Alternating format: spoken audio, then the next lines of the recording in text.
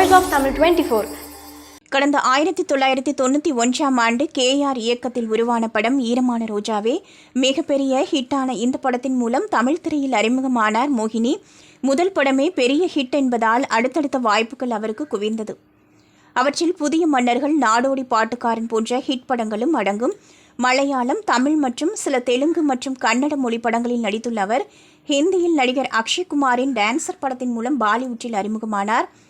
1999இல் மோகினி பரத் என்பவரை திருமணம் செய்து கொண்டு அமெரிக்காவில் செட்டில் ஆனார். இந்த தம்பதியருக்கு 2 மகன்கள் இருக்கிறார்கள். பின்னரே தொலைக்காட்சி தொடர்களில் நடித்துள்ள இவர் தான் கிறிஸ்தவ மதத்திற்கு மாறிய கதையை பேட்டி ஒன்றில் தெரிவித்துள்ளார்.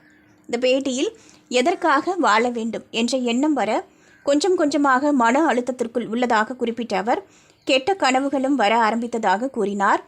பேய் பிசாசு கனவுகள் வந்ததாக கூறி அதன் காரணமாக தூக்கமும் பாதிக்கப்பட்டதாக தெரிவித்த மோகினி அப்போது ஒரு ஜோசியரை சந்தித்த போது அவர் தனக்கு செய்வினை வைத்திருக்கிறார்கள் என்று கூறியதாக தெரிவித்தார்.